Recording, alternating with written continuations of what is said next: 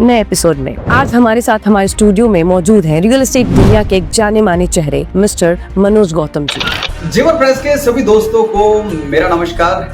दोस्तों, खास बातचीत की श्रृंखलाबद्ध एपिसोड में आज बात करने के लिए हमारे साथ हैं मिस्टर मनोज गौतम। जी हाँ, रियल एस्टेट में जाना माना नाम है और जीरो से लेकर उस मुकाम को हासिल किया है जो लाखों लोगों के लिए सपना होता है। तो मनोज गौतम से बात करने के लिए आज होस्ट के रूप में मौजूद रहेंगी पंखुड़ी मिश्रा, जिनके साथ मनोज गौतम की ये पूरी बातचीत आप देख रहे हैं जीवन प्रेस पर। ये आपके इस सफर है एक रियल एस्टेट की दुनिया में, आपका जो रुचि है बढ़ाने में क्या कुछ हेल्प किया या फिर आपने उनसे कुछ सीखा समझा? जेपी चौधरी साहब से नहीं मिला, गूगल पे यूट्यूब पे मैं देखते सुनता रहता हूँ, लेकिन जेपी गौर साहब से जरूर मिला। इतने जो बड़े बड़े बिजनेस टाइकून्स होते हैं उनका नाम मिलता जुलता है। एक तो गौतम अडानी जी हैं जो कई सारे सेक्टर्स में है, लाइफस्टाइल्स में है, और आप भी रियल एस्टेट दुनिया से बिलोंग करते हैं। आप देखिए, बहुत कुछ सीखने को मिलता है और जितने भी बड़े बिजनेसमैन हैं इंडिया के, चाहे वो गौतम अडानी जी हैं, चाहे मुकेश अंबानी जी हैं, आप भी मैंने सुना है काफी कुछ लेके आ रहे हैं दिल्ली जैसे शहर में। अभी दिल्ली में मैंने एनबीसीसी से एक कॉमर्शियल प्रोजेक्ट है डाउनटाउन परचेज किया ओपन ऑक्शन से, और मेरी भी ये है कि वो साउथ में प्रोजेक्ट है। साउथ दिल्ली अपने में एक हार्ट ऑफ दिल्ली है। शीशे की बोतल में उससे पढ़ते थे, कोई ज्यादा क्योंकि ट्यूशन के लिए पैसे नहीं होते थे, किसान होते थे, अगर बारिश ज्यादा हो गई तो फसल डूब गई, बारिश नहीं आई तो सूखा में सूख गई फसल। तो बड़ा अजीब जीवन होता था जब गांव से कस्बे में आते थे, शहर में आते थे कि ये लोग बड़ी बड़ी गाड़ियों में चल रहे हैं, ये क्या काम करते हैं। मैं सोचता था जब बचपन में कि अगर हम गांव में लोगों के पास साइकिल भी होना बड़ी टिपिकल था और एक दो गिनती के स्कूटर होते थे, न्यूज भी नहीं होते थे, किसी के गांव में मुश्किल से एक दो टीवी होते थे। बिकॉज आपने एजुकेशन सेक्टर की बात की और आपने अपने खुद के निजी जीवन में एजुकेशन में काफी कुछ दिक्कतें का सामना किया है। अगर आप एजुकेशन सेक्टर में जाएंगे तो क्या रियल एस्टेट एक सब्जेक्ट लेके आएंगे? नमस्कार, मैं पंखुड़ी मिश्रा, स्वागत है आपका स्टोरी मेकर्स के एक नए एपिसोड में।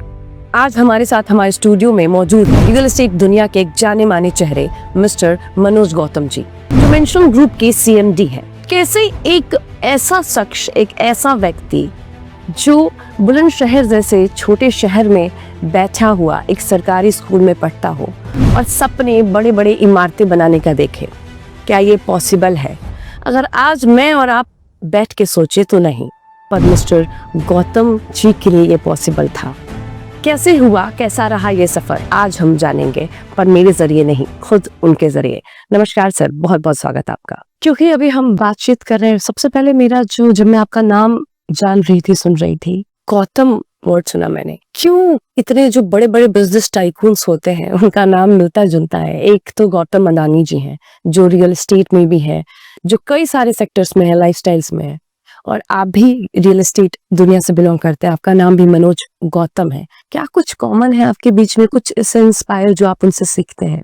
देखिए, बहुत कुछ सीखने को मिलता है और जितने भी बड़े बिजनेसमैन हैं इंडिया के, चाहे वो गौतम अडानी जी हैं, चाहे मुकेश अंबानी जी हैं, चाहे इंडस्ट्री में कहें तो लक्ष्मी मित्तल जी हैं, और ज़्यादा तो मैं इंस्पायर हुआ हूँ वो हमारे होम डिस्ट्रिक्ट के जनपद बुलंदशहर के रहने वाले केपी चौधरी साहब, जो डीएलएफ के फाउंडर हैं, और जेपी गौर साहब जो जेपी ग्रुप्स के चेयरमैन हैं, और काफ़ी बिल्डर बुलंदशहर जैसे जनपद में दिए हैं इस देश के लिए, और आज देश के नंबर 1 बिल्डर में शुमार है डीएलएफ ग्रुप।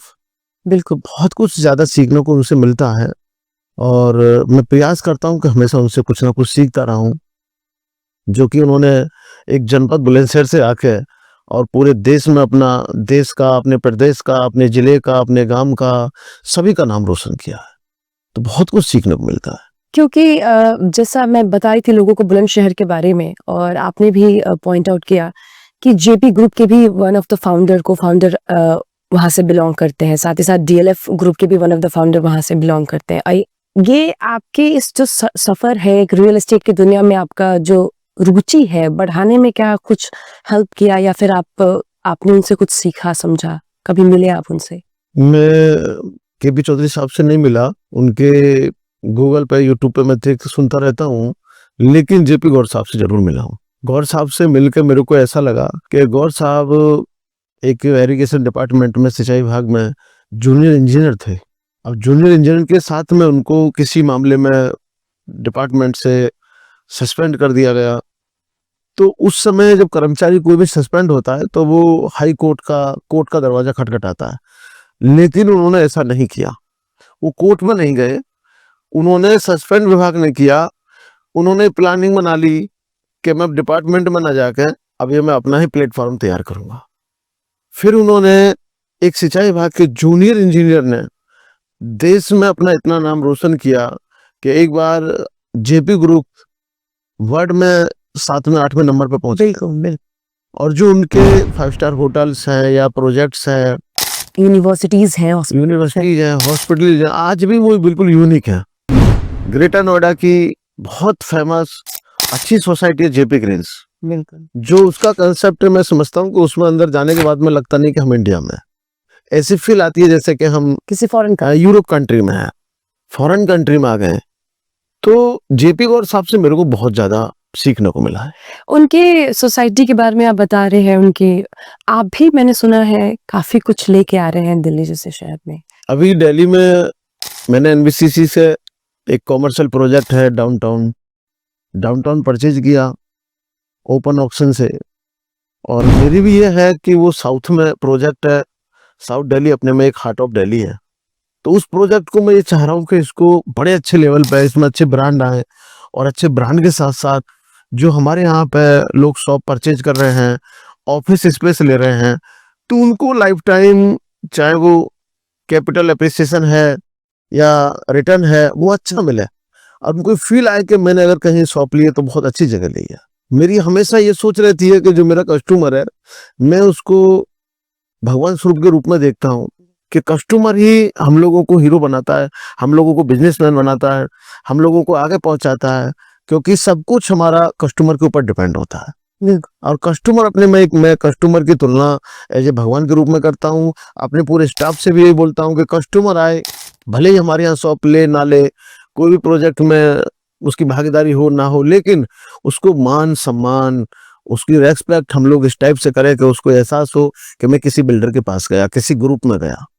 तो मेंशन ग्रुप की प्राथमिकता है कि सबसे पहले कस्टमर का सम्मान।